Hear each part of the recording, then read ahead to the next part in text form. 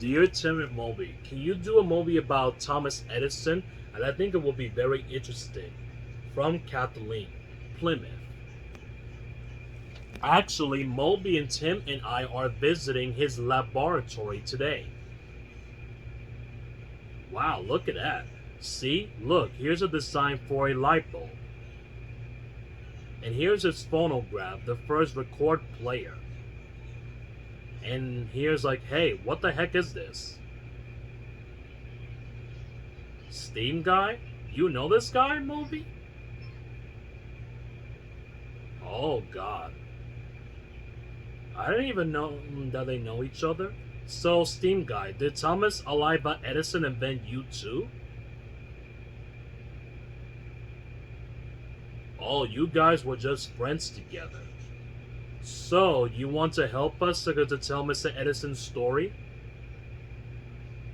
Okay, listen carefully. Thomas Alva Edison was born in 1847 in Port Huron, Michigan, and he spent most of his childhood. But he wasn't a star student, and in fact, he only had 12 weeks of formal schooling. And he was kind of a very hyperactive, and he asked a lot of questions. And it frustrated his teachers, so his mother decided to pull him out of the school and teach him at home.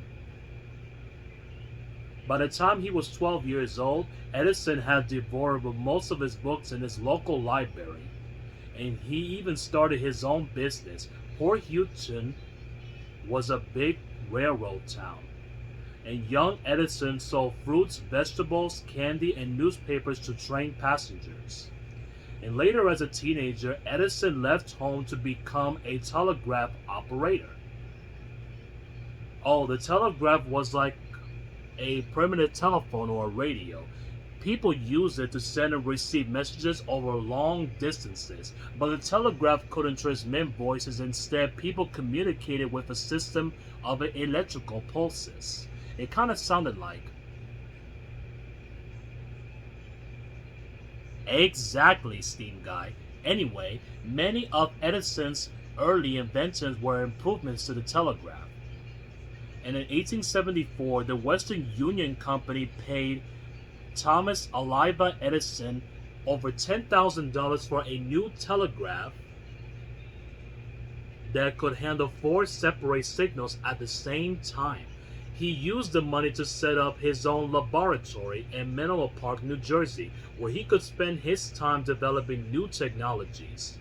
But instead, he hired some assistants and to try work out around the clock, trying out any new ideas. Well, of course it looks familiar. We're standing inside it right now.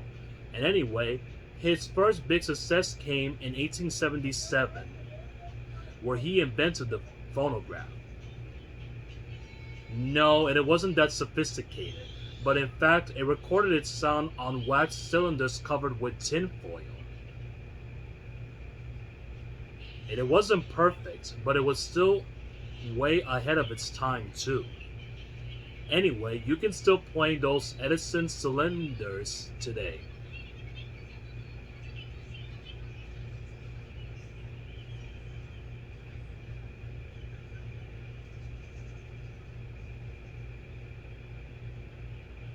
And after the phonograph, the inventions kept right on coming. And anyway, there was a precursor to today's X-ray machines, a proven stock ticker, and even one of the first movie cameras. But Edison's greatest success involved electric lightning. Well, Moby, to contract a Porter belief, Edison didn't even invent the incandescent light bulb. But in 1879, he penetrated the improved version that lasted a lot longer than earlier models. More importantly, Edison figured out a way to generate electricity and central power stations and distribute it through the power lines.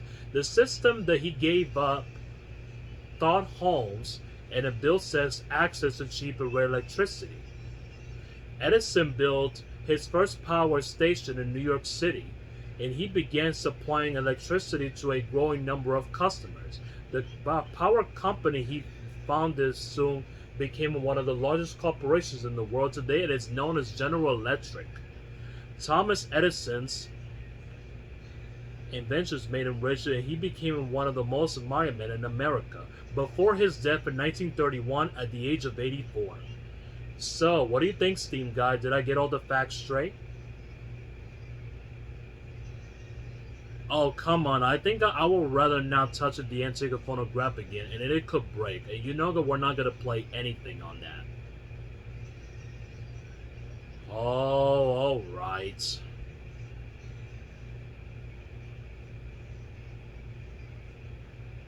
Wow, this is getting super weird.